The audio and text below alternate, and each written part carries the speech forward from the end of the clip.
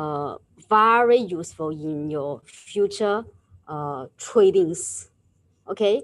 The topic for today will include three parts. The first part, I will talk about some basics about trend.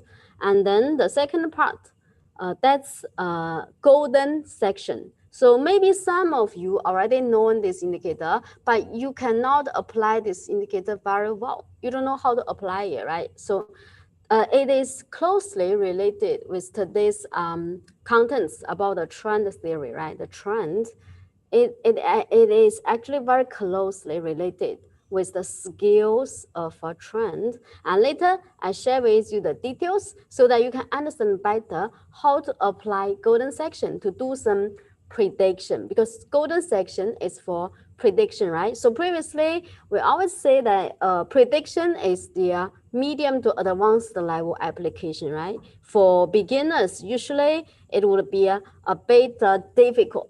It is difficult because for many people who don't have very solid technical analysis basis foundation, then you don't know really when is the start point and when is the end point to take for application of golden section. Because for the application of golden section, you need to choose 2 points, one low point and one high point, or one high point and one low point. For some people, they don't know how to choose the proper point. So that's why they cannot apply golden section in the proper way. So after today's contents, if you can really absorb very well, right, you will be able to know how to use golden section to do the prediction. All right, very practical, useful method for you. Hope you can really concentrate to master today's contents, to digest today's contents. Okay, so the third part, I will talk about support and resistance. This is also based on the trend theory, right? So for this part, I also will share with you one indicator called chip distribution. So this indicator also is medium to advanced level. For some beginners, you might find it difficult because you don't have the necessary knowledge basis. So today I'm going to teach you the details about this knowledge basis, and then you can, so that you can apply or you can understand these indicators, these 2 indicators better and apply them better. All right. One indicator is golden section. The other one is chip distribution. Okay, so firstly, we quickly check some basics about trend theory, about trend. And I don't want to talk about the market performance today because last Saturday, I already mentioned mainly for the US market, we see the major index is already touched the very strong or very significant resistance levels. And we see last night, Nasdaq went up a bit, but the other 2 indexes begin to drop a bit, right? So we need to get prepared for the potential short-term correction, at least a short-term correction, right? So, but don't need to panic because this may just be a short-term correction. Currently, you can just regard it as a possible short-term correction, but is it also possible that maybe the price just sideways there for several days or for a while, then turn upward again? Also possible. We say this short-term correction is the possible, the potential one, but not that is the 100% certainty. All right, but we need to prepare for the worst that would happen. Right, so should there be a short-term correction in the near future, we need to know how to deal with the stocks we are currently holding, right? Okay, so that's for US. Then for the other markets, mostly they would be greatly influenced and should be, let's say, closely related with the US market performance. I didn't check the Singapore STI when the market closed. The day when I was checking, just a sideways. When the market closed today, still sideways there. Hang Seng Index are already in correction for short term because very strong resistance, right? And then for QCI, we see the price seems like finally break up the significant resistance level previously around 1,515 something. Yes, 1,515 something around that level. The strongest resistance now QCI already breakthrough give us the breakthrough of that significant resistance. If the level can hold, because currently the value is 1,631 point for today, right? Close price. So if the price can remain above the 1,515 level, around that level, I cannot remember the accurate number, all right? Just around that level, then means this is very effective. This is very significant movement for QCI because uh, means for medium term to long term, finally QCI is reversing to a bullish for medium term to long term uptrend, reverse to medium term to long term uptrend. That would be a significant move. All right. So that's about the market performance. Then let's check the contents for today. Basics about trend. Okay. So last session I also mentioned the three axioms of technical analysis and also the seven tenets of Dow theory and the trend theory. They are closely related with each other. The seven tenets of Dow theory is a further interpretation of the three axioms of technical analysis. I hope you still remember, all right? What we have learned the first session about the three axioms of technical analysis, and also what we have learned last session about the seven tenets of Dow theory. I hope you still remember. If you already forgot, hope you can go back and review your notes. Okay, hope you have already written down some notes. All right. And today we're going to learn trend theory. So if the seven tenets of Dow theory is a further interpretation of the three axioms of technical analysis, then the trend theory, it is a further interpretation of the seven tenets of Dow theory. So last session, we learned about the seven tenets. So quickly give you a brief review. So we mentioned that the average prices, which means the indexes, discount everything. We also mentioned that trend can be divided into three scales: primary trend, secondary reaction, and daily fluctuation. Last session, I didn't give you the details about the second tenet. I said I will keep it for today, right? So means today we will focus on the second tenet of Dow theory. This is a further interpretation, detailed interpretation of this tenet. The Dow theory, the trend theory today is a further interpretation of this one, this tenet of the Dow theory.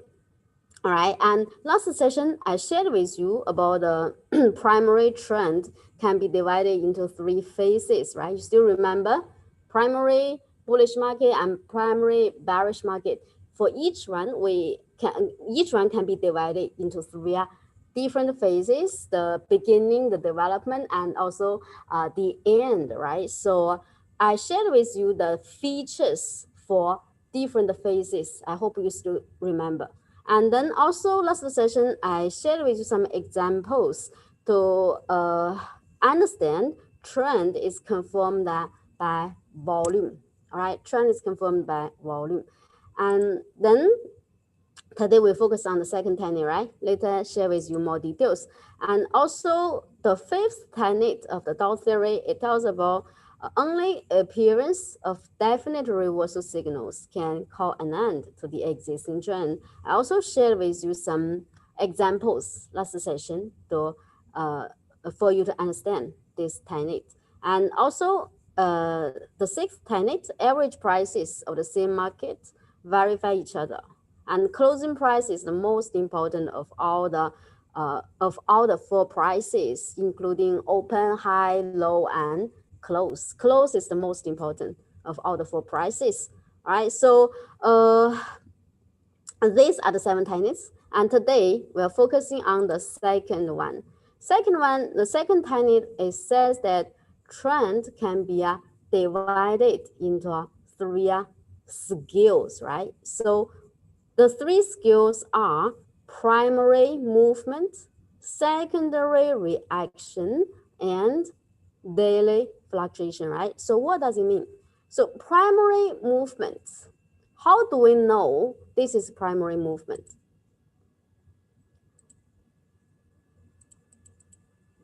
Usually, primary movement, the time duration is more than 1 year. If it's let's say the uptrend, it lasts for more than 1 year. This is called the primary movement, or you can call it primary uptrend or bullish market, right? Primary uptrend, primary movement includes 2 directions. One direction is uptrend, the other one is downtrend. So primary uptrend, that's more than 1 year, and the price change rate usually more than 30%. This is the standard for you to judge whether or not it can be satisfied as the it can be regarded as the primary movement, right? So primary movement, we have primary uptrend, primary downtrend. And then how about a smaller scale? This is the biggest scale, right? Biggest scale. And the smaller scale is the secondary reaction. Secondary reaction, usually the time duration is 3 weeks to several months. If the uptrend or the downtrend, it lasts within 3 weeks to several months, usually less than 1 year, this is called secondary reaction. Of course, the price change rate usually should be within 33 to 66% of the previous swing. Later I show you, then you can understand better what it means. 33% to 66%. All right, so secondary reaction include two different types. One is medium-term correction. Medium-term correction, usually it happens in the primary uptrend, right? So if it's long-term uptrend or primary uptrend, then we have some significant corrections with the medium-term corrections. It actually is the secondary reaction. Means what? Secondary reaction, the direction is the opposite of that of the primary movement. If the primary movement is uptrend, primary uptrend, the secondary reaction is a downtrend. The direction should be down. And if it's a primary downtrend, long-term downtrend, and then the secondary reaction should be uptrend, should be upward. So medium-term rebound, we call it medium-term rebound. So secondary reaction in primary uptrend is called medium-term correction. So secondary reaction in primary downtrend is called medium-term rebound. And then the smallest scale is called daily fluctuation, right? So for daily fluctuation, usually the time duration less than 6 days, seldom more than 3 weeks. Usually it's within 6 days. And for the price change rate, no particular range for daily fluctuation, because for some stocks, the fluctuation for 1 day can be really a big one. So for some stocks, maybe 1 day it went up by 30 or even more, right? Went up by 30% or even more. So you cannot call it a medium-term trend, or you cannot call it secondary reaction, because it's just 1 day performance. That is the daily fluctuation. Although the price change rate is a big one, but the time duration, it doesn't satisfy the criteria. For secondary reaction, usually it should be at least more than 3 weeks, right? Okay, so usually daily fluctuation we say it's irregular. Okay, irregular. So because it's irregular, it is of little analytic significance. We usually don't study much about the daily fluctuation. We focus more on the primary movement and secondary reaction. All right, let me show you a picture so you can understand better. Uh, so you see, this is a this period A, B, C, D, E. This is a primary uptrend, right? So this is the biggest scale, primary uptrend. You can call it the tide. This is the big tide, and this is another big tide. Primary uptrend is a tide. Primary downtrend, this is also a tide. Small letter A, B, C, D, E. This is the primary downtrend, right? The biggest scale. This is the tide. Then we have the waves A, B, C, D, E. They among the waves here, which are the secondary reactions? B and D, right? So the wave of swing B and D, this one, oh, sorry.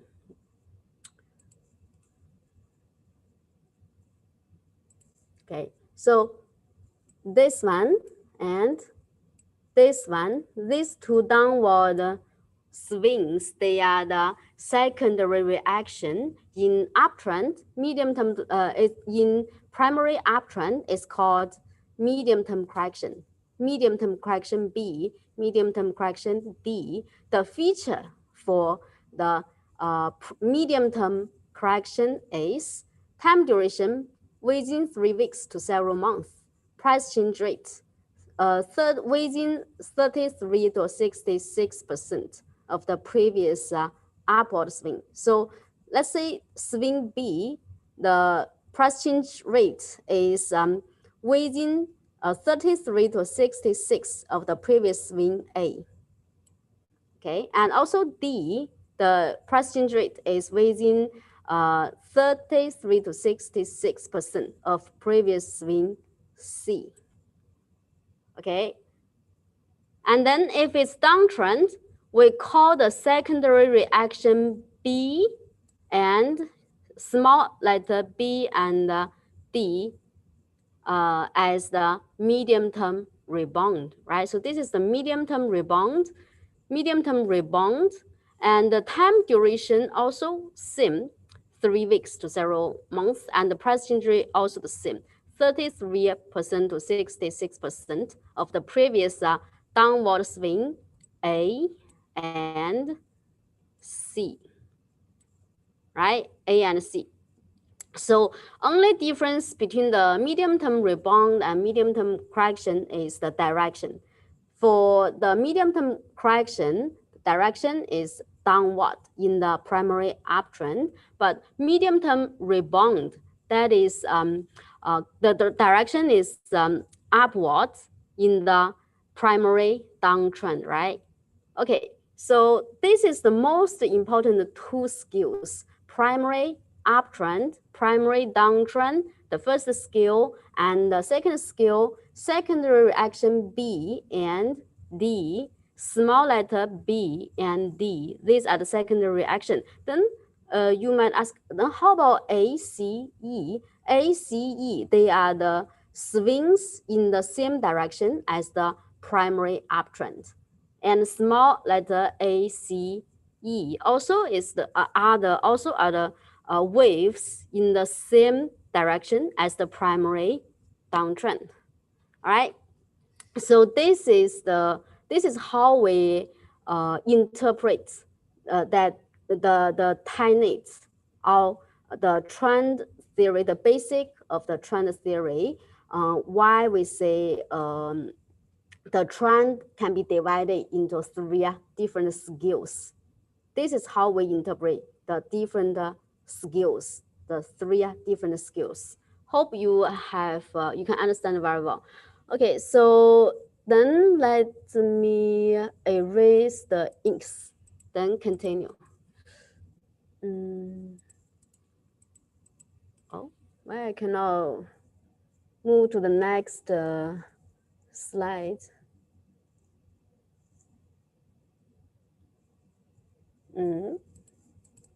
Okay.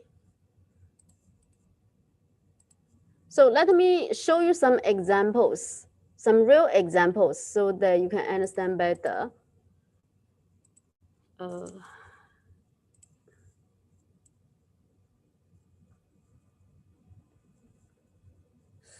Oh, there's one slide missing. Okay, never mind. Okay, so let me show you. For example, this is Apple, right? So for Apple, obviously it's in the primary movement is a primary uptrend.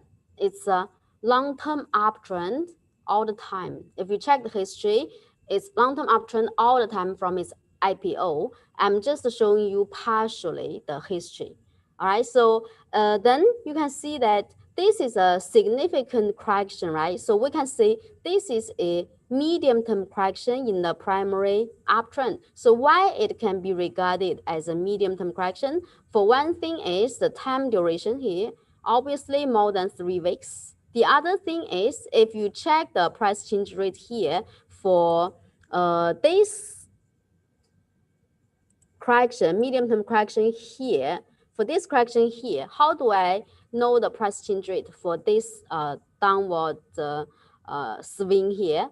You drag from the previous low, the historical low, to the high point here. This is the percentage line. Okay, this function is under S. Can you see S here? Under S, then you will get this function called the percentage line. So percentage line, you click percentage line under S, then you drag from the historical low to the significant high point here. Then you will get the levels here. So you can see when the price stop dropping further, it's around, this is 37.5%, right? So means the correction here for this correction here, the price change rate is around 63%, right? You use 100 minus 37.5%, that's 63%. So the correction here is 63%. Remember, we say the price change rate for the medium-term correction usually is within 33 to 66. So for this one, it's 63, so it's still within 66%. Right? Then some people might ask me, what if the correction is more than 66? If it's more than 66, then maybe you can regard it, or it is possible that this is not just a medium-term correction, it might be a bigger scale correction, means maybe it is reversing from primary uptrend to a primary downtrend. That would be really bad. If it's very healthy primary uptrend here, the medium-term correction mostly would not exceed 66% of the previous swing. All right, you get what I mean, right? Yes, so this is one example to show you how to judge or how to find a significant medium-term correction. Okay, this is a significant medium-term correction. So this is regarded as the swing in the same direction as the primary uptrend. This is also the same, the swing or wave in the same direction as the primary uptrend. All right, Apple, and then if we continue checking some other stocks.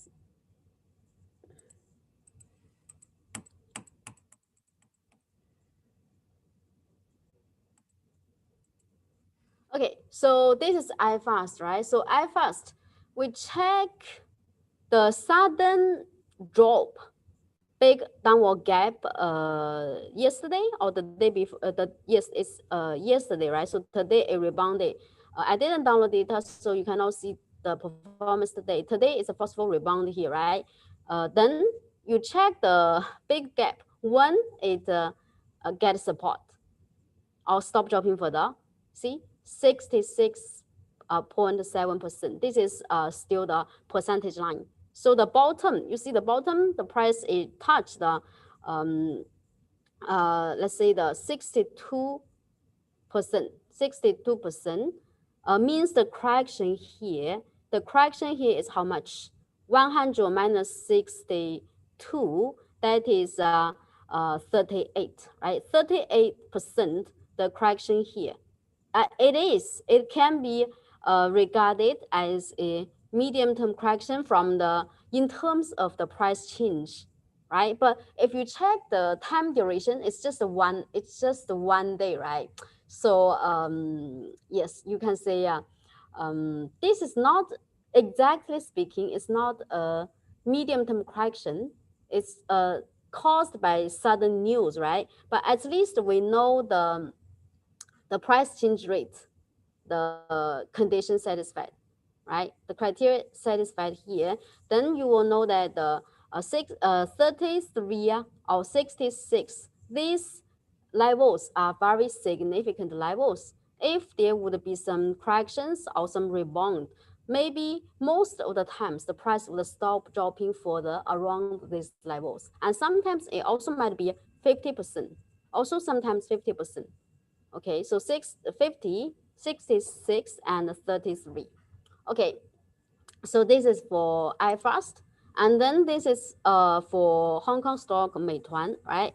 So for Meituan, if you check primary uptrend, so this downward correction here, medium-term correction here, how do you know it can be regarded as a medium-term correction?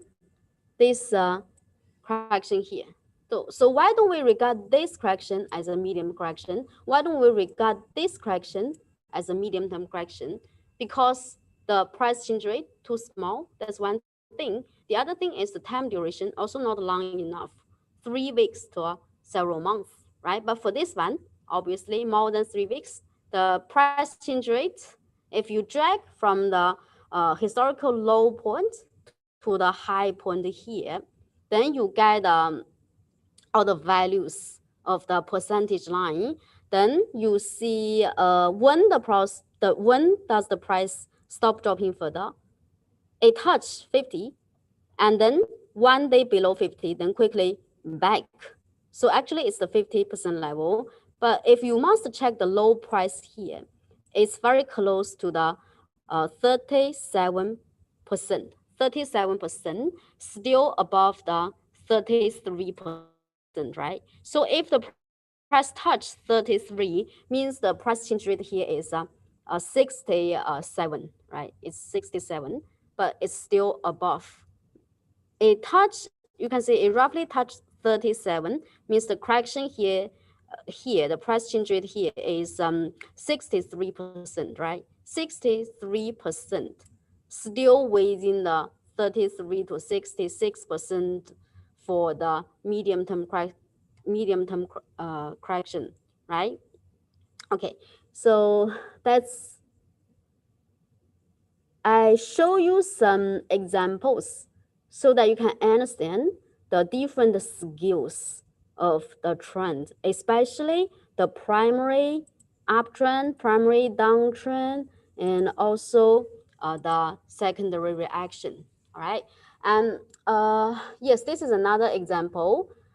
This is Malaysia stock. This is in downtrend, primary downtrend, right? So if you check this, the high, the historical high and the significant low, if you drag from the high to the low, then you see this rebound here. This rebound here, it is a medium-term rebound because the time duration more than 3 weeks. The rebound here, the price change rate, it touched, you see, interesting, it touched 33%, then begin to drop. Okay, so means the rebound here is 66%.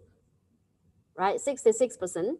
And then how about for this rebound here? For this rebound, right? So let me draw again. Okay, so for this rebound, how do we know this is a significant medium-term rebound? Then you want to check the high, the previous high here and the historical low here. Then I put a mouse at a high around this high level. Then I drag down to the low. Then you get these significant levels, and then you will see the price it just stop rising further around the 33%. So I just now mentioned, what if the price, the rebound exceeded the 33%, just like now? What we see now is KOCI already above the 33% level, right? So it means that it's the potential long-term reversal, long-term bullish reversal, or medium-term to long-term bullish reversal. Because the rebound already exceeded the limits for medium-term correction. So means it's very likely that it is reversing the medium-term to long-term uptrend. Previously it's all medium-term to long-term downtrend, or primary downtrend, right? So now it is reversing to a primary uptrend. So this percentage line, also the trend theory, the standard for medium-term correction or secondary action, can also give you a reason or a proof why the Malaysian market now it is reversing to a medium-term to long-term uptrend. All right, so you see all the knowledge points or all the skills, they can resonate with each other. So it's very interesting. If you check the homely rainbow lines, the white lines, then you come to the same conclusion, right? You check the significant resistance levels. The significant resistance level at the very beginning, I mentioned it's around 1,515 something, right? So it should be this level. Or slightly lower, I think here, right? So you check any standard or any indicator, any method, you come to the same conclusion that the QCI is reversing the medium-term to long-term bullish uptrend. Okay, so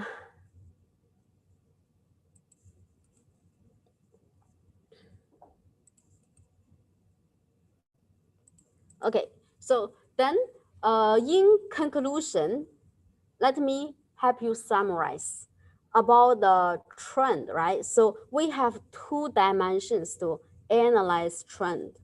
One dimension is you check the direction. So just now I keep saying uptrend, downtrend, and also we have the sideways, right? Sometimes no trend. The price cannot hit a new high or new low. It's just a sideways there, right? But usually the price, let's say if it high point become higher and higher, low point become higher and higher, then we say it's uptrend. If low point become lower and lower, high point become lower and lower, we say this is a downtrend, right? Okay, then this is the first dimension to analyze the trend. The other dimension is skill. Just now we have spent quite a long time to check the details for skill. For skill, we have two standards. One is the time duration. The other is the price change rate.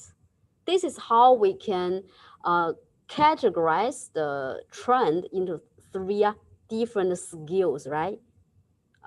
Primary movement, secondary reaction, and daily fluctuation. All right, then the two dimensions here, they are inseparable. Because it means when you talk about uptrend, you need to know you are talking about short-term uptrend or medium-term uptrend or long-term uptrend. When you talk about, let's say, primary movement, you also need to know whether you're talking about primary uptrend or primary downtrend. You want to talk about secondary reaction, you need to know you're talking about medium-term rebound or medium-term correction, because you have to include the dimension, the factor of dimension here, right? For any analysis of trends, right? So these two dimensions inseparable. You need to analyze them together, okay? And then here comes the important application for you about the golden section and how it is related with the skills of trend. Okay, so actually, if you can distinguish secondary reaction, right? So you will be able to know how to apply golden section. So why? Let me share with you the details. I switch to the software, okay? Let me switch to the software.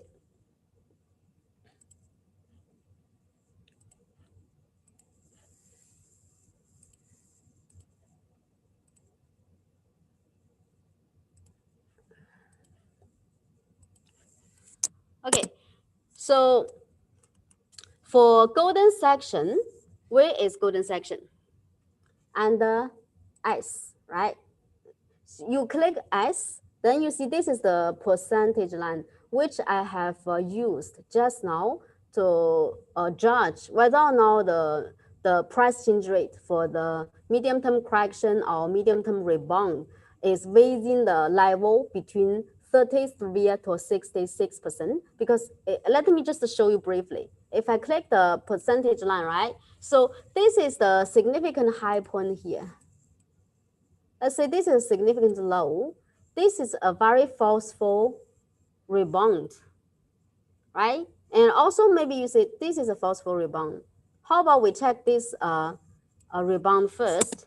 Then means you click percentage line, you drag from the high point here to the low point here. Then you see the rebound is stopped just at 33%.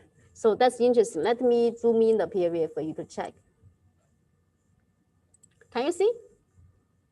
Right? So I just randomly show you any example. This is Hansing index, right? So that's very interesting, right? Yes. This is, so means this is a significant medium-term rebound, because currently this is primary downtrend, right? And yes, this is one. And how about, let's say this also is regarded as a significant rebound, or let's say secondary reaction, medium-term rebound, right? So medium-term rebound here. So how do I know? I drag from the high to the low here. Use the percentage line. From the high to the low. Then you see where it stopped, roughly around the 50% level, right? It's within 33 to 66%. Okay, so this is about the percentage line, right? But now we want to use the golden section. So you click S, then you get the first one called golden section. So 33, 66, these two levels not so accurate. Most of the times, the price falls around the significant levels, which would be the golden section levels. So let me show you. I click golden section, right? So if I know this is a significant medium-term rebound, right? Judging by the two skills, the two standards for skill, time duration and the price change rate, right? We know this is a medium-term rebound. Then you see when the rebound stop. Now I'm using the golden section, right? Then you check exactly that's a 38.2% level. 38.2% means the rebound here is how much? Is 61.8, right? You use 100 minus 38.2%. You get a change for this rebound, which is 61.8%, right? Okay, so this is how, if you know that this is a secondary reaction or medium-term rebound here, then let's say when the price begin to rebound, at this moment, you see the price stop dropping further, then you can already apply the golden section, right? You drag from the high to the low, then you can get the significant levels, 61.8%, 38.2%. We say these two levels would be very significant, and including the 50%, right? These three levels would be very strong resistance for the current rebound. Most likely, the price would stop rising further around this level, or this level, and this would be, if this really is a medium-term rebound, right? So we can predict the future resistance levels. All right, then we check. Yes, the price firstly, it just gap up to break the 61.8%, means it's going to go up further. It touched 50, get some sort of resistance, right? Get some sort of resistance, but after a small correction, get support at 61.8% level again, then turn upward again, and another gap, reach the 38.2%. And then you see, usually, if the rebound reached the level, this would be the limit. This would be the limit. Or else, this is not the medium-term to long-term downtrend. This is not primary downtrend. If the rebound can exceed 38.2%, means this is not medium-term to long-term downtrend. Means maybe it's long-term, it's still uptrend. But when you see the price unable to break up the 38.2% level, you know that previously it's an uptrend, right? So here previously it's uptrend, then you know it is the medium term to long term downtrend, or you can say primary downtrend, right? Okay, so wow, then you see very forceful correction. So after some other corrections here, we got price stop dropping further again, right? We got price stop dropping further again. So at this moment, you also can do some prediction. What if you are expecting a significant rebound or medium-term rebound here? What you can do is you can drag from the golden section, right? Golden section, drag from the high, still the historical high, to the current low points. So you will get the significant resistance levels above. Let me change the color.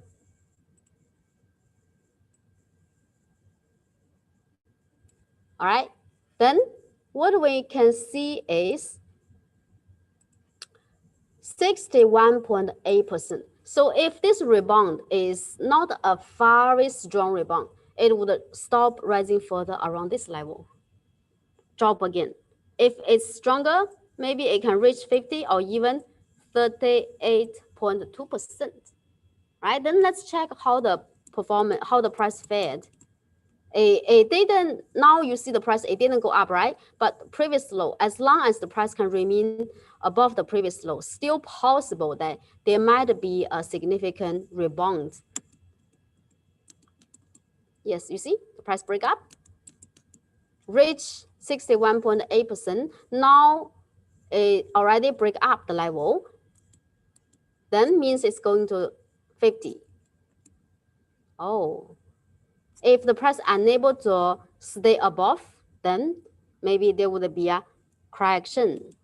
See, means the rebound here is not a very fast one. It reached 61.8%, unable to stay around the level, then it dropped, right? But if the price it didn't hit new lows in future, means the correction here never dropped below the previous low, this level still would be useful in future, would still be effective in future.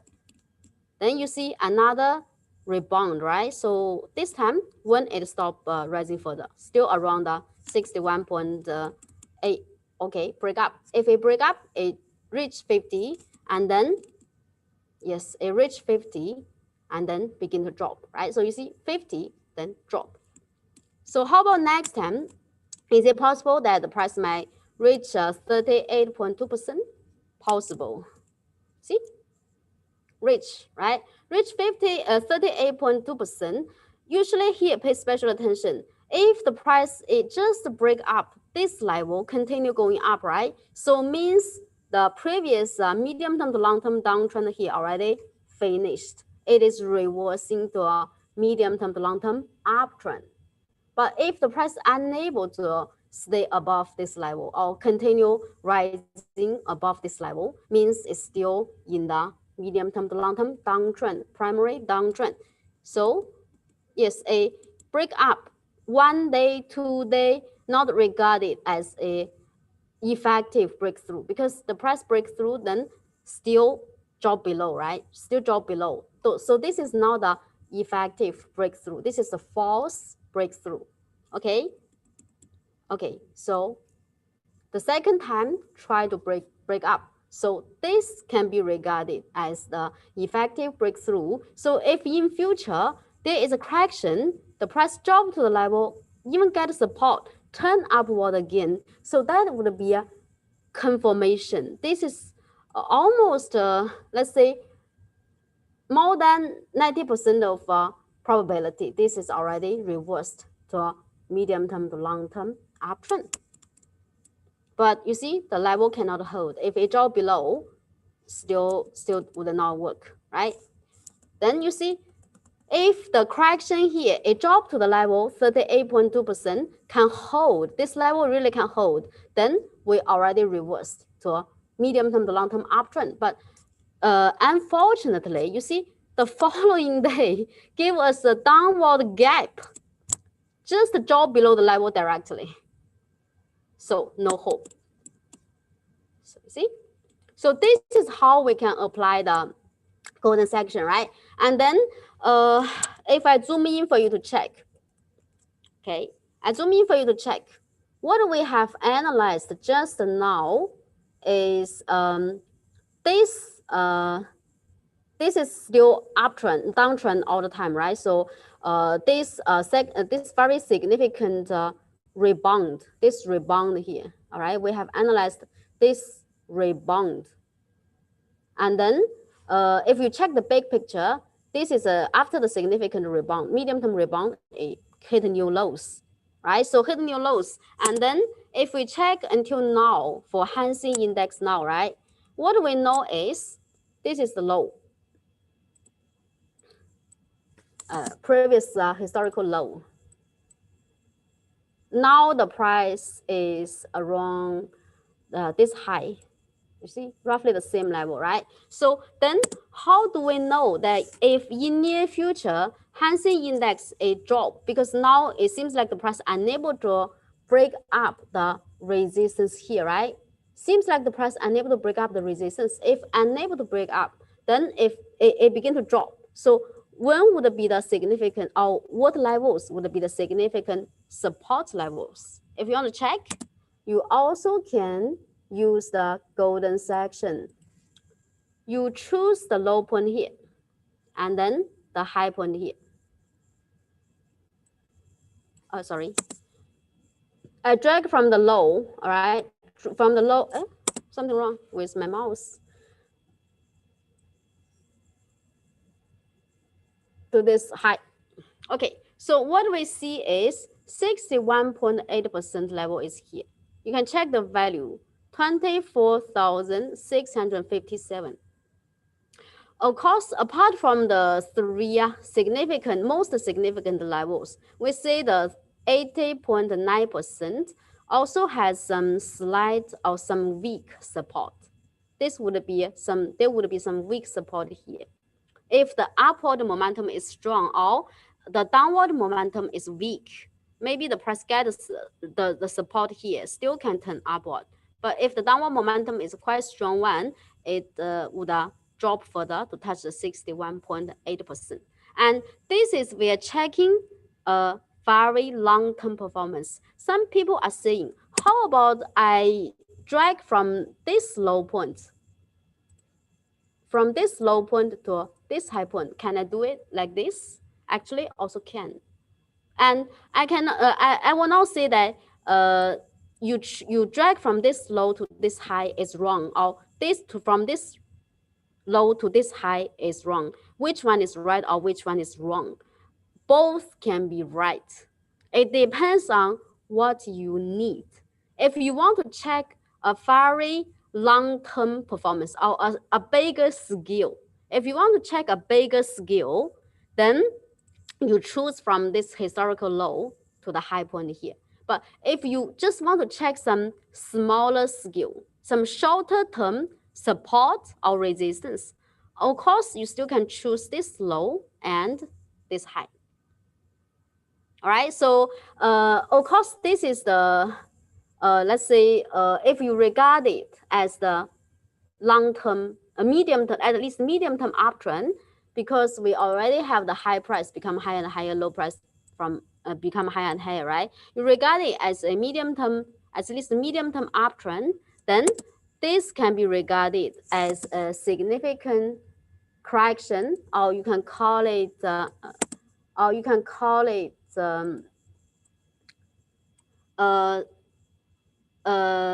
medium-term correction, right? Medium-term correction. This is the word for secondary reaction in primary uptrend, right? So you can call it medium-term correction. So after the medium correction, there is another upward swing. So now it seems like the price is turning downward. If you want to predict a smaller scale support below, right, then you also can choose this low point, this high point. It's also right. And if you choose this low to this high, also right. Only that you are checking a bigger scale, all right? So if I do it again for the smaller scale for you to check. Golden section, from this low to this high, I drag. Then you get the 61.8% is around 25,546. And the 50 level is 25,093. 38% level, 38.2% is 24,641. All right, so this is how we can apply golden section in the proper way. Just by showing you Hang Seng Index as an example, I believe I already showed you all the details you need to know about application of the golden section. The key is you need to be able to distinguish the medium-term rebound or correction, or use the terminology here, secondary reaction, right? You need to be able to distinguish the secondary reaction, because the beginning point and the end points of the secondary reaction usually would be the significant lows and highs for you to pick to apply the golden section. All right, you get it? Okay, if you still cannot understand very well, maybe after the session, you can talk more with me or with the customer service who is responsible for you, okay? And yes, this is about the golden section. It's closely related with the skills of the trend, especially you need to know the primary movement. You need to be able to distinguish the primary movement and also the secondary reaction. If you can do that, you will get no problem in picking the proper low point or high point for application of a golden section. All right. And some people might continue to ask about, Yes, extended golden section, right? I don't want to talk too much because if I teach you too much new things, I'm afraid that some people cannot digest them all. So I try to teach you something, one knowledge point or two knowledge points, important indicator applications, one or two in one session. That's already uh, too much for most of people. I will not teach you this one. It is based on the golden section, related with golden section, right? You know how to apply golden section, then in future you can learn very easily how to apply the extended golden section. That's something you can improve in future, all right? Okay, let me switch back to the slide.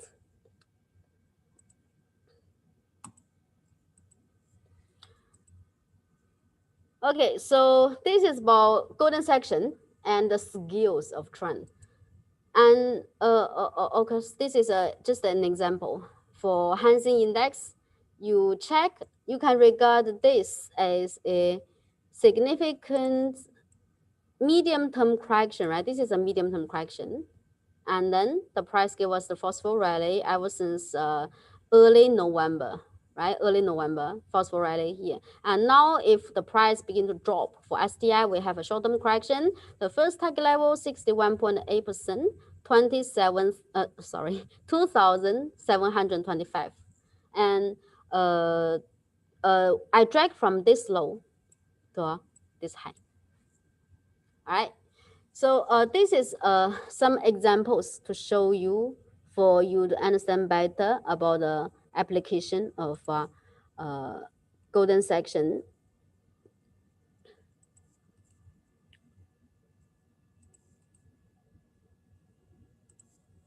Okay, so then let's continue to learn the third part about support and resistance. So first question to ask yourself, so how the support and the resistance levels are formed?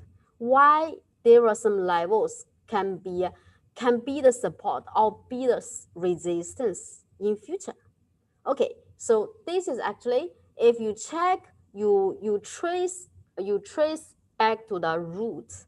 You have to go back to check the humanity weakness, the human weakness, which would be firstly our greed and our fear. And also the second reason is because our trading decisions are made based on our anticipations. And many people, or most of the people, investors, they would check the candlestick chart, the historical performance, the current performance, so they would have some expectations about the future price movement. And because of such kind of expectation or anticipation, then we got the significant support and resistance levels. Let me show you an example. You can understand why. Okay, so this is just a sample comparing the historical performance here, right? Okay, so firstly, we see the price shoot up to touch a very high, to reach a very high level. After that, give us the correction, right? So the correction stop dropping further around this low. Okay, so the price stop dropping further around here, right?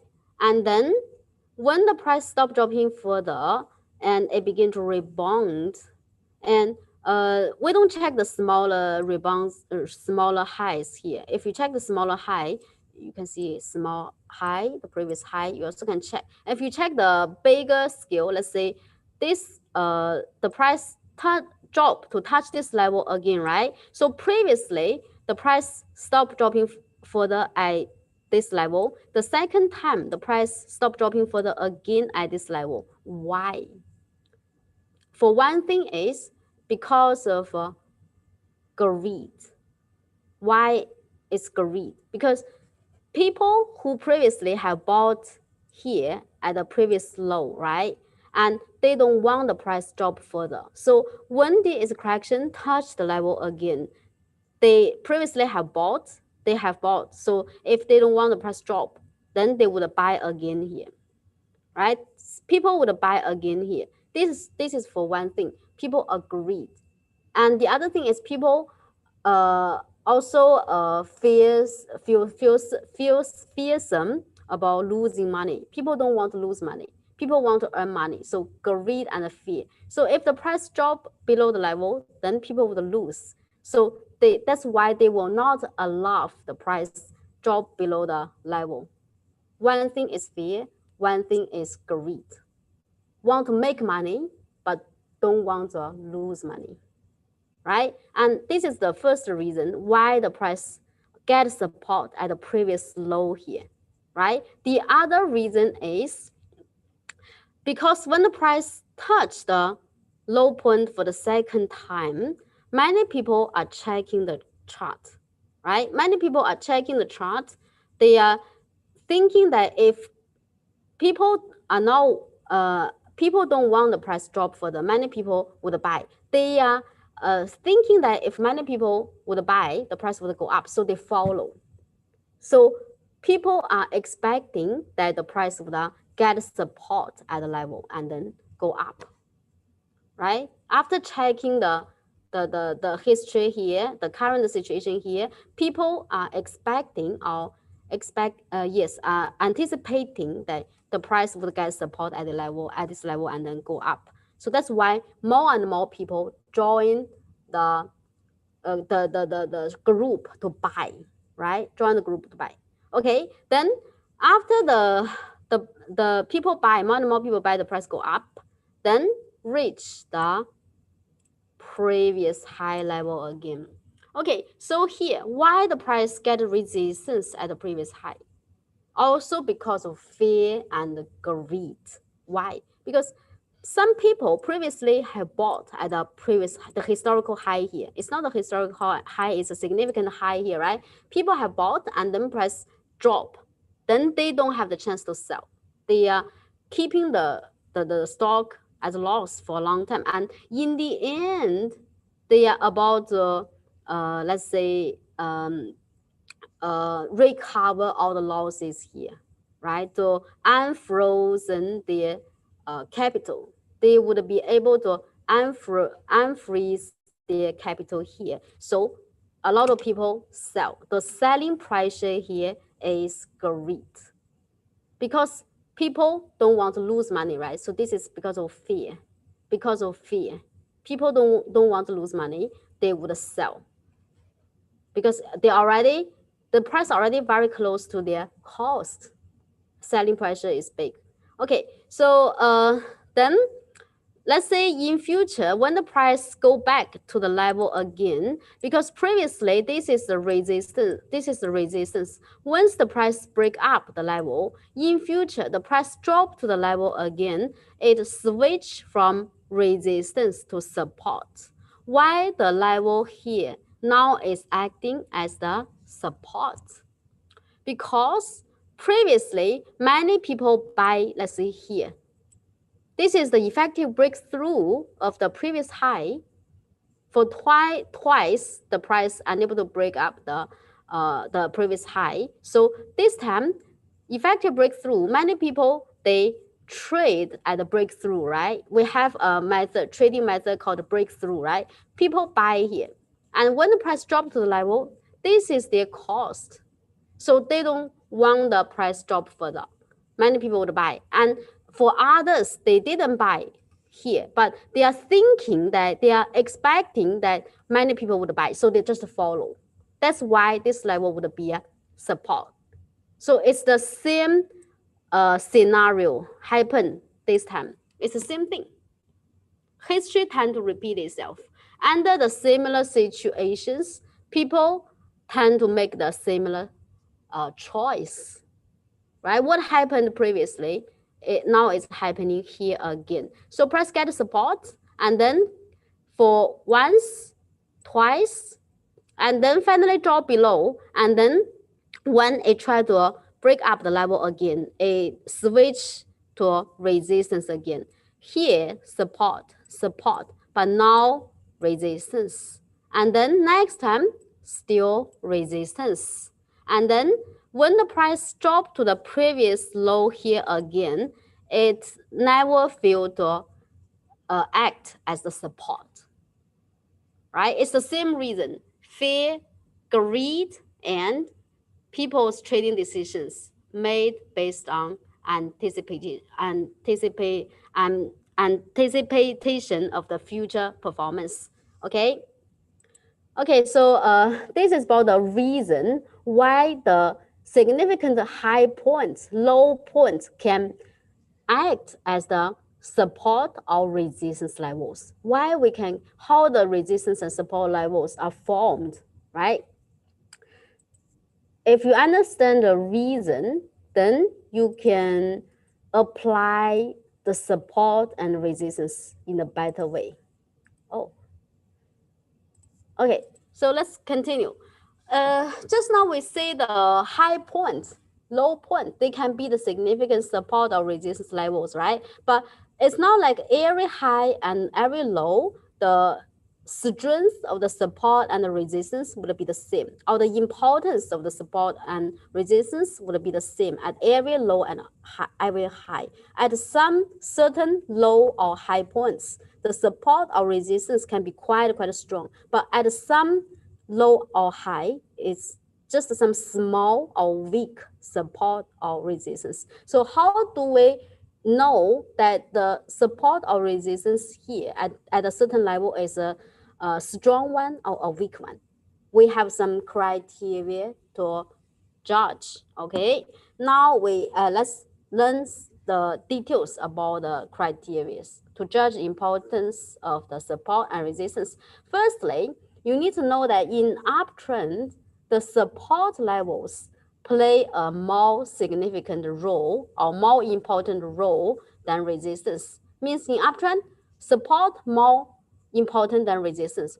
Vice versa means in downtrend, resistance is more important than support. All right, so let me show you why. This is uptrend, right? This is a downtrend, primary uptrend, primary downtrend. We say this is the medium-term correction, medium-term correction. This is the medium-term rebound, right? So why we say in uptrend, support is more important than resistance?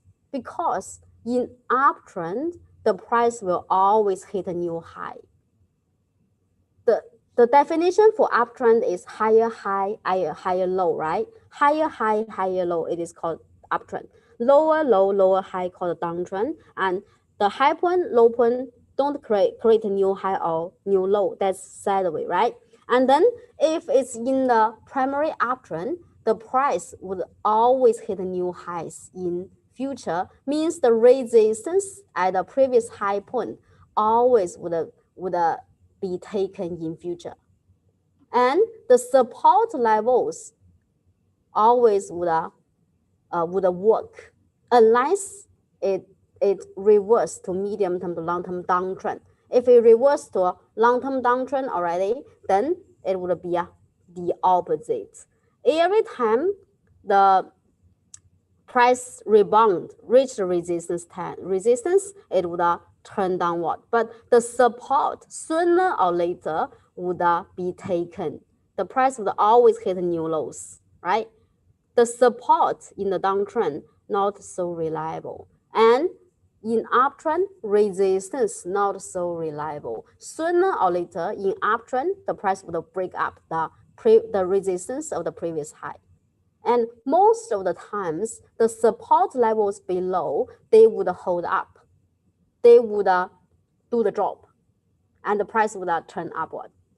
This is because it's in uptrend. But if it's in primary downtrend, it's the opposite. Every time the price touch the resistance, most likely it would turn downward, the significant resistance levels. And sooner or later, the support levels in the downtrend, they would be taken. The price always hit the new lows. So support in the downtrend, primary downtrend, not so reliable. All right, so this is the first criteria. to tell the importance of the support and the resistance levels, right? Let me go back to the previous slide. Okay, the second criteria is the more times a price level is touched, and the stronger the support or resistance at that level. And the third criteria is the closer in terms of time the level is to the current price, the more important. Later, I show you some examples you can understand very well. And the first criteria is the longer the price stays at a certain price level, the more important. Okay, the last criteria, the more volume accumulated at a certain price level, the more important. Let me show you examples one by one for the last four criteria, right? Okay, so first one, this is just now we already checked QCI, right? So for QCI, we have this level as the significant level. Why? You see, previously this is support.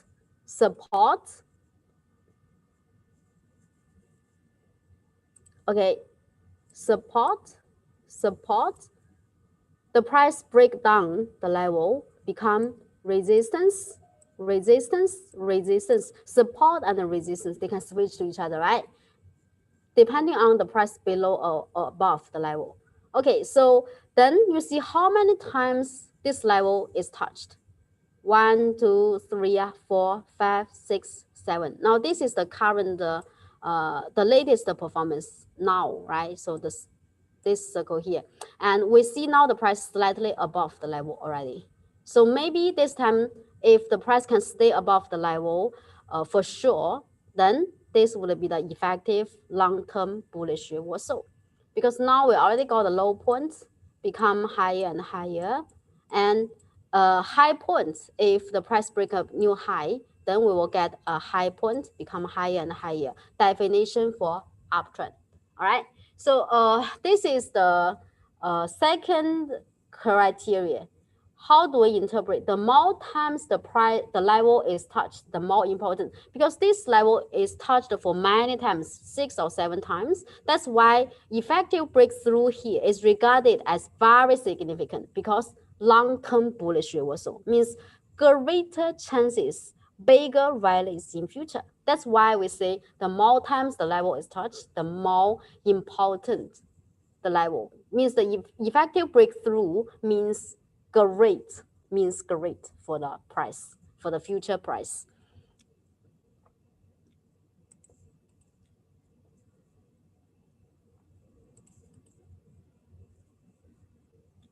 Okay, so the second one. So this is sharing the history. It's not the latest performance. This is the history, right? So can you see that for this first circle here, right, the price actually stay at that level for quite a while. It's roughly more than 1 week. I think if you check the details, it should be roughly around 2 weeks. The price is just sideways around the level. It lingers around the level for a long time. This is how we say the longer the price stay at a certain level, the more important. Because in future, you see the price drop to the level again, support. And then for this time also support, and finally a breakdown. If the price break down the very significant support level here, means bigger correction, bigger crash, right? So this is the bigger crash.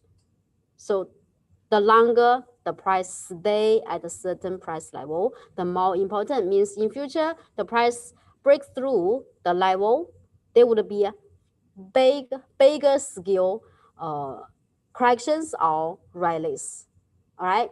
So this is the third standard. The longer price stay at a certain price level, the more important this level. The more significant, the more stronger the support or resistance at that level, right? Okay, so let me go to the next example.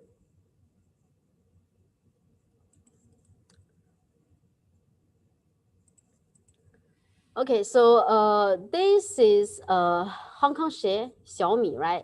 And for Xiaomi, I want you to check this low here. The price recently it gets support and then turn upward. So this level here is the previous high, let's say also previous high, right? And this level is more important than this level here. Although we say this also might be a significant support level, and you see previously this is an upward gap. So this is support. In future, if there is a correction drop to the level, this still would be a support. But if we check the current performance, right? So this level, the support at this level is more important than this level because this level is far away from the current price level. This is a long time ago, right? The closer in terms of time, that's roughly 1 or 2 months ago, this low point. But this low point, this high point is closer, right? This is closer. So the support here is more important than the support here. All right, the closer in terms of time the level is to the current price, the more important the support or the resistance. Okay, so okay, then the last standard is we check the volume, right? So the more volume accumulated at a certain price level, then the more important. For this is Baba, the Hong Kong Baba, and you check the two arrows. The first arrow, you check the volume on that day. It's quite a big, a more than tripled previously, right? This is big volume. So because the volume on that day is a big one, so that's why the rebound here, it cannot break up the level, the high and the low of this candle. This volume corresponds to this candle. You draw a box cover the high and the low of the candle. This is the significant resistance area. You see the price just unable to break up because resistance here is strong. Why strong? Because big volume. And then how about this? This volume even bigger than this. This is a bearish candle, and if the price break up this level, right? So you see upward gap again, break up the significant resistance because it is accompanied by very big volume, and then until now, the price is still get some support at this level. If the level can hold, all right, so the high and the low, the price never drop below the low of this candle here. If it can remain around the top of this level here, that would be even better. And then if it turn upward, then means higher probability the price would challenge the resistance previously again. This previous resistance level, the price will challenge the resistance again. If the level here, the support here can hold, because the price already taken the top of the previous of this previous candle high, the high, right, the top. So yes, this is how we interpret the more volume accumulated at a certain price level, the more important the level. And now we're just checking one candle, just 1 day's volume, right? So what about if the volume at a certain price level is quite a big one? How do we know that at a certain price level, let's say for Alibaba 245, at that price level, how much volume is accumulated at that level? How do we know? Because if you only check the volume, that it corresponds to the date. You can know the volume for a certain day, but you don't know the volume at a certain price level, because for a certain price level, the price might touch it for many times within a certain period. So means you want to calculate the volume accumulation within a certain period for a certain price level, right? So in order to do that, we have created this indicator called chip distribution. So now comes the second most important indicator for you to learn for today, chip distribution. Okay, so chip distribution, this is what it looks like. You click CD. The abbreviation is called CD, right? So this is chip distribution. This chip distribution looks like this. Then how do we apply this indicator? It's not like you just bring it out, then you know which level is the significant support or resistance. You need to choose a certain period. Why? Because the theory basis for chip distribution is it calculates the volume accumulation at a certain price level. And by calculating the volume accumulation at a certain level, we will be able to know the strength of the support or resistance at that level. Let me go back to the previous slide. For example, this is Hansen Index again. Okay, so for Hansen Index here, we currently during this period, right? So I have picked historical high, previous high, and until now. This is the period I'm showing for you for this chart. And then let's say for this period, right?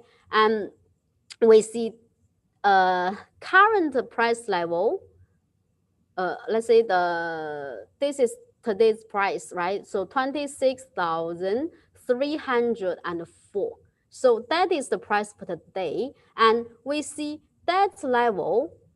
This because the last candle is today, right? So it's just at the longest blue bar of chip distribution. So if you want to know that at this current price level, which is 26,304 points, at this price level, how much volume has been accumulated? Without checking chip distribution, you don't know. Even if you bring out the volume, you still don't know how much volume is accumulated. But if you bring out the chip distribution, then you see at this level, 26,304, the bar is the longest. Then you know for this period, from this high point until now, the volume accumulation at this price level is the biggest. It's the biggest at this level. Then below, we see some other relatively long blue bars, means volume accumulation at those levels below also significant. And now we see the price unable to break up the another long blue bar, not the longest, but relatively long blue bar. The price unable to break up the resistance here. Then now is touching the strongest support. But if the level cannot hold, then I mentioned already in my previous sessions, this would be bad for Hansen, because you see the space between this blue bar and this blue bar is, relatively speaking, quite a big one for short-term trading. So if the price drop below the level here, the support here, then the correction might be a forceful one for Hansen, because no support here between this level and the another significant support level below. This is open space. So the correction would be with no resistance, it would be it's easier for the price to drop, right? It might be a forceful correction. So this is the theory basis for Hansen for chip distribution. Okay, let me repeat again for you to understand auto enhancement. The theory basis is calculate the volume accumulation for a certain price level within a certain period. Within a certain period. Okay, then you will know that you realize that the most important thing for the application of chip distribution is you should choose the proper period. So which period you choose to check the length of the bars, that is important because volume accumulation, if you choose the period, the time frame, then the volume accumulation also would be changed. So you need to know what period to pick would be the best for the analysis, would be the best to predict the support or resistance levels, right? So now I'm sharing with you the standards to let's say to decide the time frame for application of chip distribution. This would be the most difficult thing for application of this indicator, and this is why for many beginners they cannot master application of chip distribution very well because it seems like a bit complicated, a bit difficult for them. But if you have understand what I have shared with you today about the support and the resistance and about the theory basis of the chip distribution, you can understand, I hope. All right. And firstly, if we said if the price is in medium term to long term uptrend, we choose the period of the previous medium term to long term downtrend to predict the future resistance level and support levels. For example, for the first chart here, A, B, C. So from the point B to point C, we say if you are thinking this is a medium term to long term uptrend here, you are thinking that the price going up for medium term to long term trend, from medium term to long term from B, after B, right? You want to know the future resistance if the price continue rising further in future, right? Because you are expecting that this would be a medium term to long term uptrend, the rally would last for a longer time. You are expecting it would continue going up further, but when would be the significant resistance levels above, right? Right? You want to know that.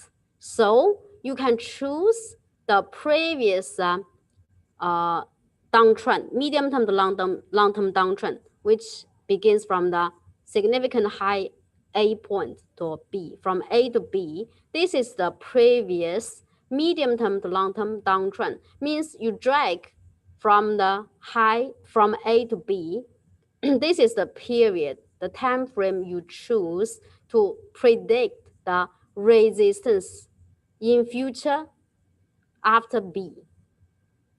And if it's you see previously it's a downtrend. For medium term to long term it's downtrend, right? Price already turned downward and you are expecting that the price will drop further. This is medium term to long term downtrend.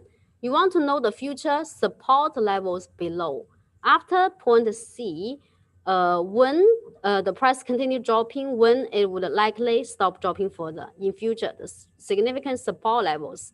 You want to, if that in that case, you want to choose point A and B as your time frame for application of chip distribution, right? Hope you can get it.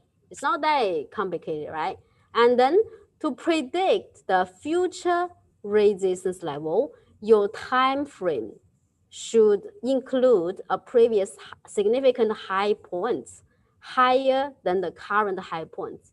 So let's say the reason why we can choose the period from A to B to predict the resistance levels after B is because currently the price is still below the high point A. So this is a high point, previous high point, higher than the current high point, right? But if let's say the price in future, the price in future a continue rise, already taken the point A, right? It hit a new high, and this is a historical new high. You see all the history, this is the highest point, right? So if the price already hit a new high here, let's say D, right?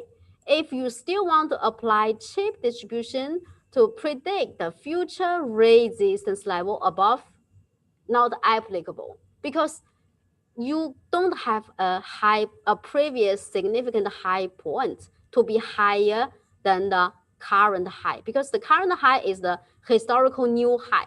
It's the highest. Then chip distribution is not applicable if you want to predict the future resistance levels after point D. You get what I mean, right? Then in that case, then you might want further ask, well, then what indicator to use to predict the future resistance levels for this kind of situation? Price keep hitting new highs all the time. In future, you can learn some other indicators. Yes, we do have in the homeless software. And I think for some of you, you know the answer. I hope you can think yourself, find the answer yourself. All right, this is a homework left for you. Okay, so then in the same spirit, let's say if it's if you want to predict the future support levels, right? A, right? The price already lower than A. You cannot predict the future resistance.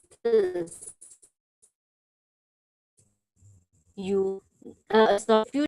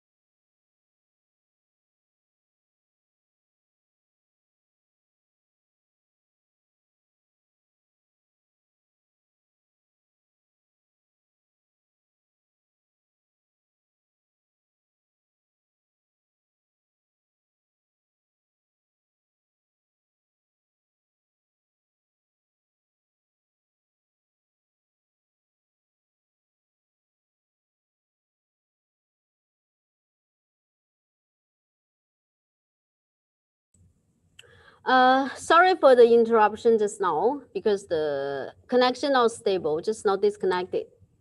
You can hear me now, right? You can hear me now, right? If you can hear me now, reply 1. Okay, good. Okay, good. And let's continue, all right? Where were we just now? Yes, we was talking about, oh yes, okay. Just now we were saying that to predict the future support levels, your time frame need to include a previous significant low point, lower than the current low, right? So I already explained to you in details just now why, right? And then the longer the blue bar, the stronger the support or resistance. This one is easy to understand. And then the last one is the time frame selected shouldn't be too long or too short. If you select the time frame more than 5 years, oh, it's too long, not that effective. If you select a time frame just a 1 week or 2 week or 1 month, it's not that effective. You know, you do the analysis, you check the length of the bars, they may not be so powerful, significant support or resistance levels. All right, because the time frame you choose is either too long or too short. Okay, so let's check some real examples so that you can understand how to apply these principles here, right? So let me go to the software. We still have some time to practice, all right, to practice.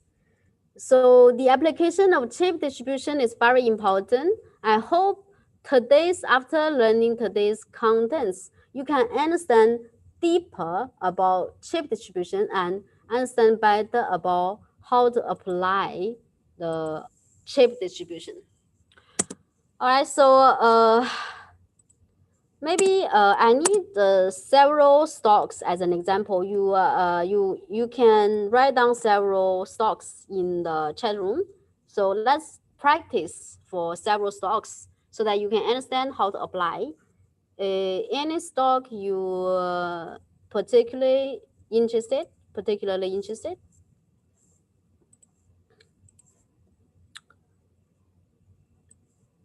Okay, I fast.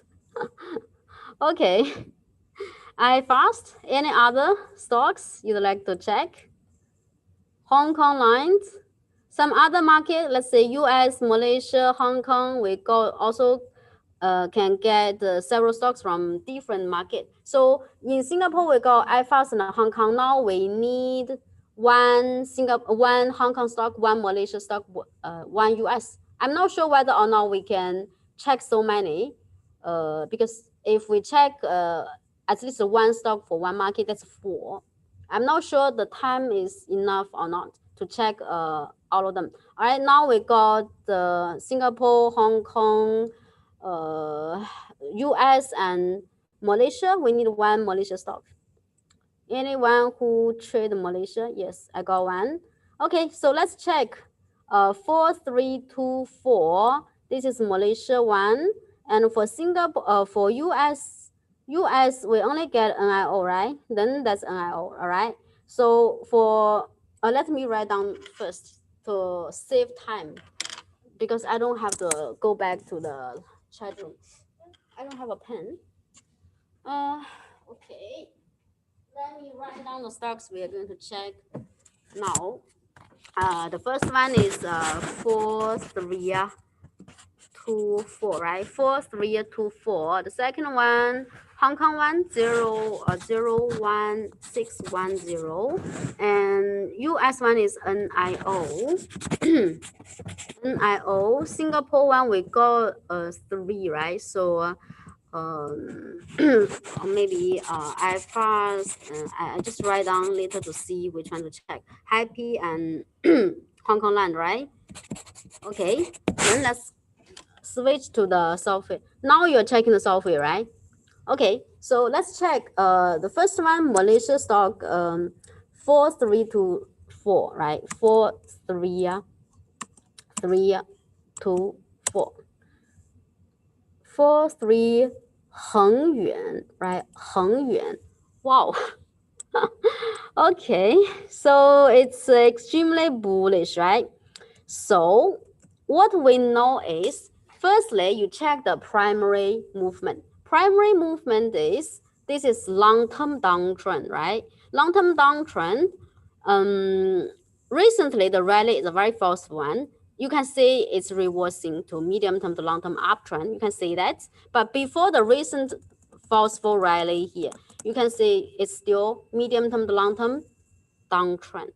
So when you see, let's say the price turn upward here, this is November 9th, 2020, right? You see the price begin to go upward, it stop dropping further. If you are expecting a medium term to long term rally here, right?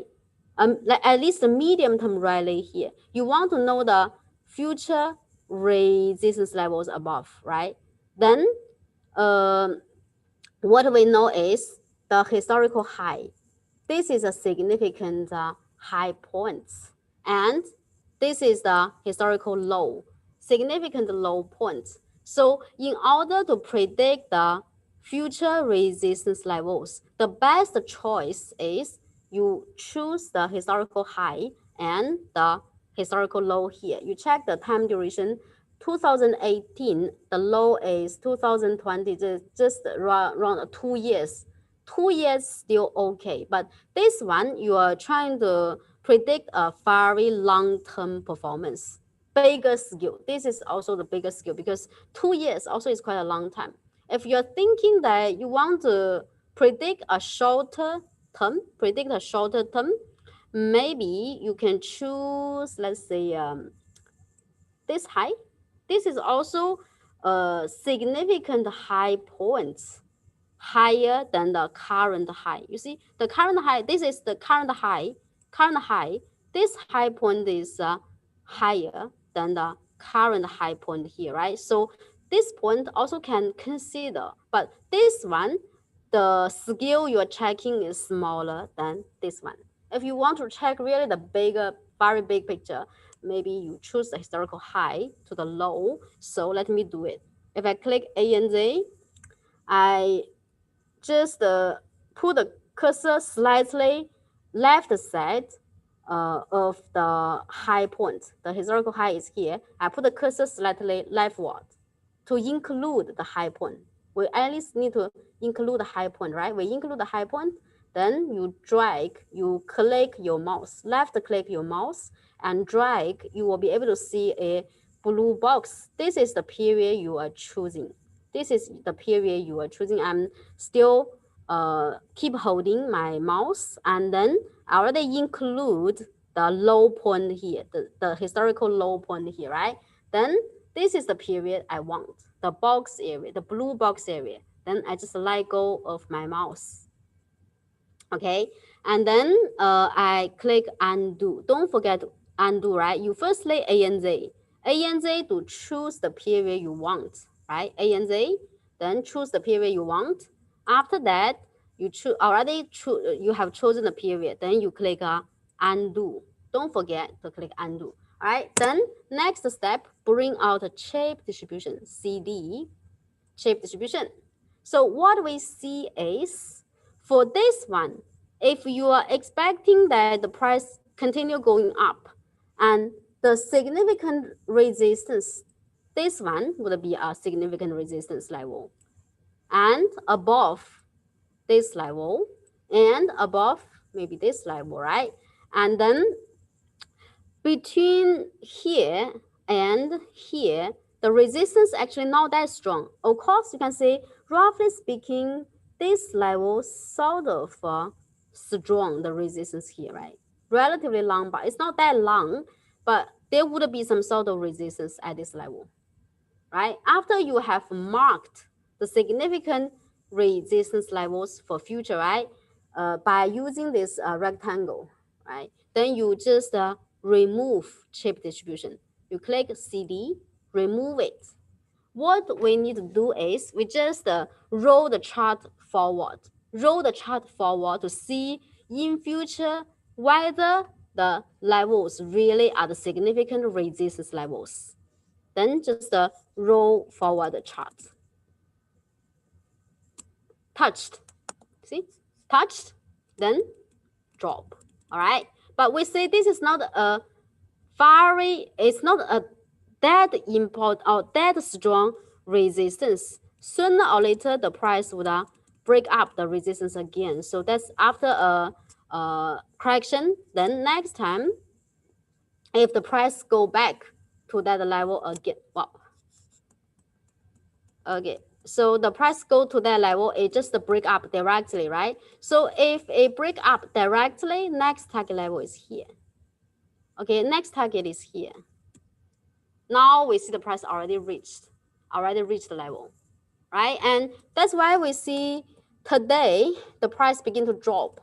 The candle here is not it's a bearish candle. If you check the pattern, you can see this is a dark cloud cover, right?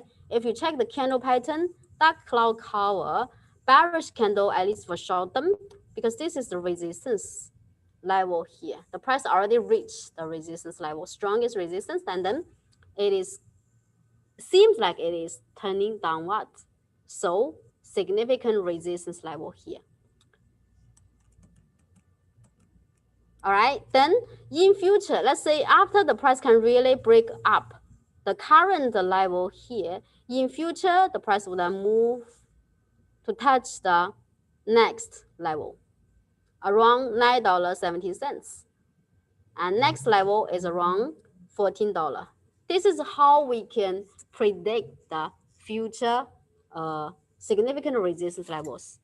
Taking 4324 as an example for Malaysian market, and then for Hong Kong 01610, 01610, COFCO.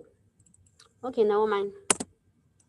Okay, so for this case, let's say you check the big picture, right? First, if you check the very big picture, this is a historical low. This is the historical high. How long is this period? You check. That's 2018 October. The high is 2020 August. So also roughly 2 years. If you want to check the very big picture, you can choose and you want to predict what? The future resistance, because currently seems like the price is already get support here and then it's going up, right? If it is going up, you want to know the future resistance levels, right? So if you want to check a big picture, very big picture, you drag from the historical low to the historical high. If you want to check a smaller scale, maybe you choose this low and this high, right? Depends on what you want. Let's say just now we try the big picture, now we try smaller scale. I will use ANZ, put the cursor slightly leftward of left side of this historical low, the low point, significant low. Then I will drag to cover the high. Okay, to cover the high, right? Low and high, significant low and high. Undo, and then bring out the chip distribution. What we see is currently this level is acting as you can say now the price below a bit, right? And if price unable to go back above the level, then means it's already the next level would be here. It's already turning downward. Next level would be here. And then you check if the price drop below this level, that would be quite a bad thing because the support below so weak. The relatively long one, you can see this one is very far away from the current price level. So that would be really bad if this level cannot hold in future. And this is the strongest support based on the current period. Okay, so if we check for this period, remove chip distribution, right? See the future performance. It really drop below, right? Drop below means the next level, next target is, you see, already roughly reached, right? Totally reached. Reached the level, then wow. Can it go back? If cannot go back, that would be bad. You see, finally cannot. If it cannot go back, then next level, of course, just now we were checking there is another level showing that it's not a very long blue bar, but still relatively long, right? Later we can go back to check. Okay, so the price gets it didn't drop to this low. It gets support around. Okay, so that's until now, right? But if we check until now, this level here, we have drawn here, right? Is resistance. We see current price. You see, it touched the level, begin to drop again, right? So if in future the price, maybe this is just a very small rebound. Maybe in future the price would turn downward again, maybe even drop further, maybe, wow, to touch the level here. Of course, if I go back to the previous chart, just now I was choosing this low and this high, right? So if we check again, chip distribution, right? This level, and I didn't draw this line, right? But this line also might be a significant, relatively speaking, a significant level. If I include this level and then remove, right? Then if I zoom in for you to check again, now you see, yes, the price, it just reached, right? Recently it reached the level, then turn upward. But in future, it's possible that the price might, faced with the resistance here, it's possible that the price might turn downward and break down the support here, drop further to touch this level. But not sure. You need to combine with some fund indicators to know how strong the, let's say, the correction can be, or how strong the strength of the bulls are. You need to check multicolor dragon to decide. So we cannot just rely on one indicator to give you all the information you need.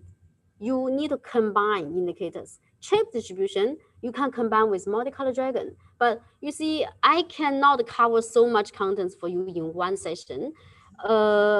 Means I don't have enough time to show you how to combine chip distribution and multicolor dragon. You need to do it yourself because you have already learned multicolor dragon, how to apply. And today I teach you chip distribution. You try to combine yourself, practice yourself. That's how you can learn and improve. All right. And okay, so next one, NIO.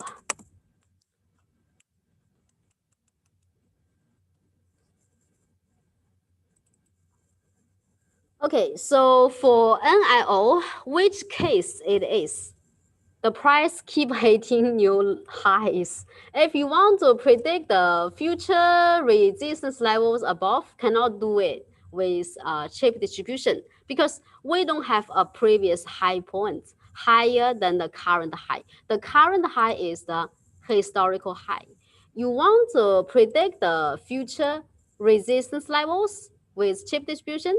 Cannot, not applicable. This is the case when we cannot apply chip distribution to predict the future resistance level. Then how about future support?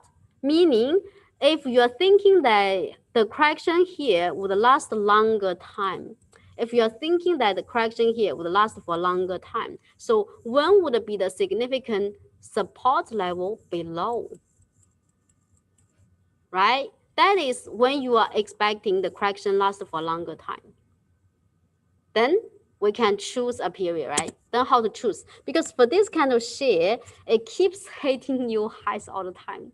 But I think you choose the historical low and the current high should be okay, right? The period roughly, that's 1 year, more than 1 year, right? More than 1 year, it's okay, right? So you choose from historical low to the high, A and Z, then put the cursor slightly left side of the low, the historical low, then I drag, cover the high, and then let go, and then undo, and then CD, chip distribution. Wow.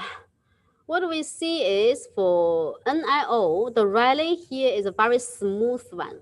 We don't see resistance. If no resistance when the price went up previously, then the correction here also might be falseful because support below also may not be that strong.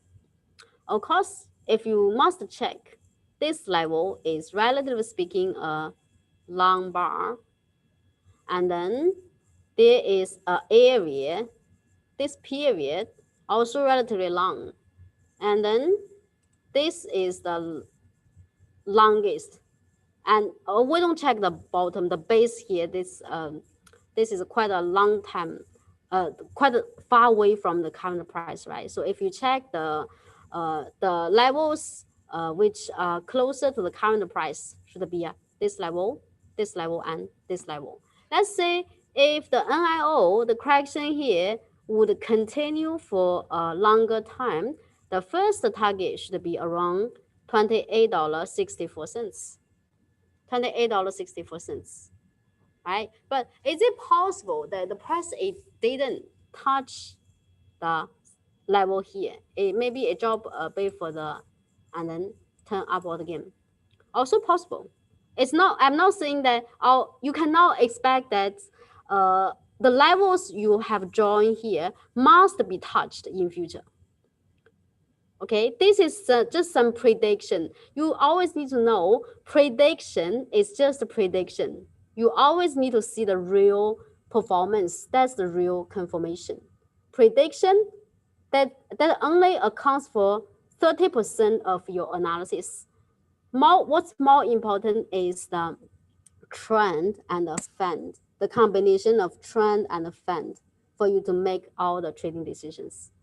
All right, so that's for NIO. Then how about Singapore one? We check just to quickly check one, because iFast also is quite bullish. It keep hitting new highs. I think it will be quite similar to the chart of NIO, right? So we just escape it. So high P, maybe high P. All right, high P. Okay, so for high P, it is a very interesting case, because you see let's check the big picture first. Big picture, historical high. That's quite far away, and not that far. 2018, right? Roughly 2 years. All right, two years. And if you want to check the real big picture, maybe you want to. It depends on what you want. If you want to check. Let's say now the price already reached the previous high, right? You want to check the future support levels below here, right? Actually, you don't need to choose a period so far away, because if you just care about the support level below, maybe you can just choose from this high point here until now, because now the price just touched level, is turning downward, right? You can choose from this high, from this high to the current high. It's the same level actually. Or you can also choose this low until the current price. Or you can choose the historical high until the current price. Or yes, maybe you can try this also, this low points. But this if you choose this period, it's just several months, right? From March until December. That's roughly 9 months. 9 months still okay, but maybe you choose this high or this low would be better, and or this historical high also you can try them. All these levels can be right. Means sometimes we don't have just one standard answer to which time frame to choose. Sometimes several time frames all work. You can try them out to mark the significant levels so that you make a comparison to see if I choose a different period, whether or not the levels would be the same. If you really, it turned out that whatever period you choose, the levels you have joined have been roughly the same, then means either one is okay, right? Okay, so I have chosen the historical high until the current price, and then I use chip distribution, and what we see is, yes, currently this is the strongest resistance. We see the price already yes, a break up a little, but now it's still around the level. Means we're not sure yet whether or not the price can break up this level. But if the price can really break up this level, what we know is in future the rally might be a false one because no chip above, no resistance. No resistance means forceful rally. Okay, but we need to make sure the price can really stand above this level. So what if the price unable to stand above this level? It drop again. Then the future support level, first target around here.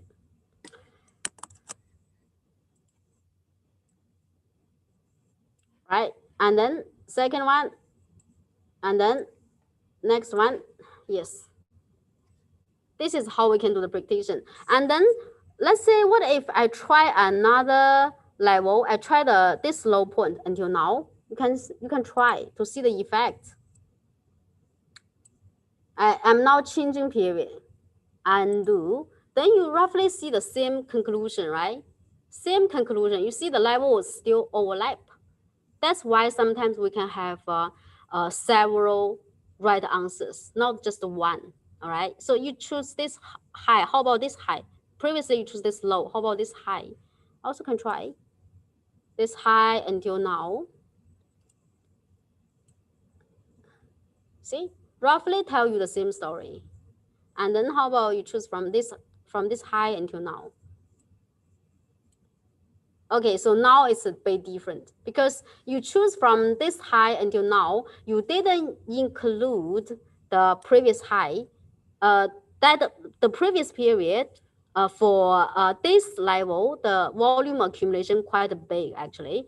But if you choose this high, then you have excluded that period. The volume accumulation for that period it's not included here. That's why you see the chip here not that high, right? So it means better you choose at least you choose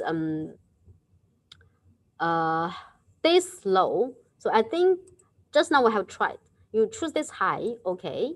Choose this low, okay. But if you choose this high here, right? So it might not be that good because it will exclude the volume here.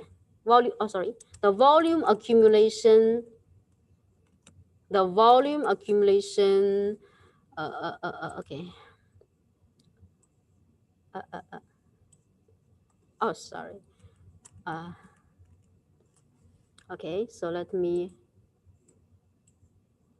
Okay, so if you choose this high point because it's slightly lower than this high, right? So you will exclude the volume accumulation here if you choose this high point. So means the best choices for this one is this low, this high, and this high can do. But if you choose this high, this low, or from this low to this high, you cannot see the resistance at the current price level.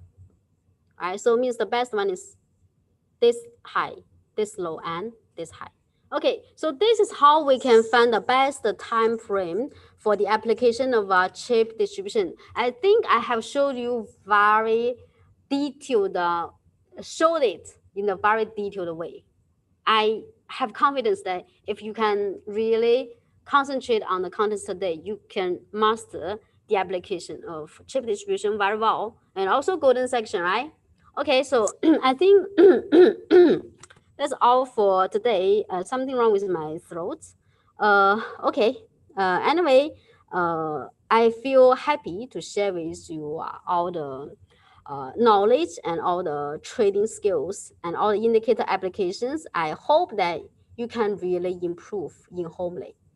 Okay, so that's all for today. Looking forward to seeing you next Tuesday. Bye-bye.